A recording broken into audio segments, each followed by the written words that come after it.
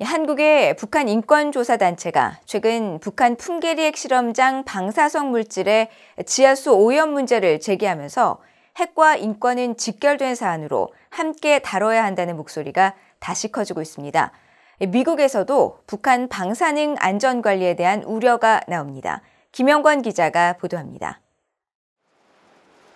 북한에서 3차 핵실험 뒤 2014년 고향 함경북도 길주에서 탈북해 한국에 정착한 미래 씨는 VOA에 과거 주변에 혈액암 등 암 환자가 이상할 정도로 많았다고 회고했습니다.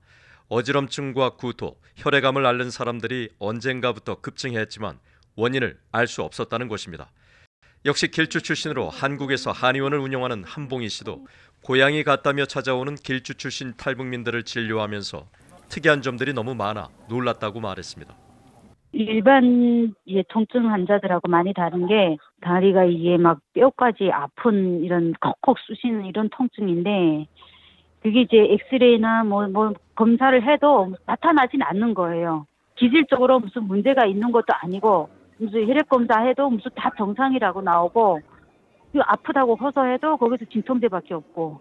탈북민 최초로 일본 도쿄대학교에서 박사 학위를 받은 한국 샌디 연구소의 최경희 대표는 과거 조사에서 탈북민들 가운데 여러 사람이 염색체 변이 등 피폭 의심 결과가 나왔지만 지난 2017년과 18년 한국 정부는 해석의 여지도 없이 묻어버리면서 추가 조사에 관심을 두지 않았다고 지적했습니다. 그러면서 여러 정황을 볼 때 북한 핵실험장 주변 주민들의 피폭 가능성이 높으며 현재 진행형인 심각한 문제라고 말했습니다. 가장 심각하게 보는 거는 북한 내부에서 지금 현재 진행형임에도 불구하고 우리의 노력이 부족해서 그 진행형을 확인하지 못한다는 거죠. 과학적인 정확한 숫자는 아니더라도 어느 정도 이제 파악은 할 수 있거든요. 그런 노력도 다 안 했다는 거죠. 국제사회에서도 북한 핵실험장의 안전관리와 식수 오염 문제를 우려하는 목소리가 계속돼 왔습니다. 미국의 핵과학자인 데이비드 올브라이트 과학국제안보연구소 소장은 20일 VOA에 영변 핵시설과 풍계리 핵실험장의 안전 기준이 매우 미흡하다고 지적했습니다. North Korea has a history of trying to hide that, and so they may have concentrated on the atmospheric releases being limited, but not cared about what could go into the water supply.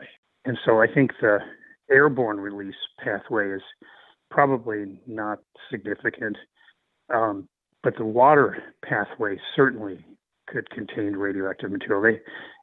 앞서 한국의 인권조사단체인 전환기정의 워킹그룹은 지난 21일 북한 풍계리 핵실험장 방사성 물질의 지하수 오염 위험 문제를 보고서로 발표했습니다. 보고서는 북한의 핵실험이 김정은 정권이 주장하는 것처럼 안전하지 않다는 것으로 조사 결과 풍계리 핵실험장 인근 지역 주민 수십만 명이 방사성 물질 유출과 물을 통한 확산으로 건강 위험에 처해 있다고 밝혔습니다. 특히 방사능에 오염된 농수산물과 송이버섯 등 특산물이 주변국으로 밀수출, 유통되면서 한국, 중국, 일본 등 인접국 국민도 위험에 노출될 수 있다고 경고했습니다.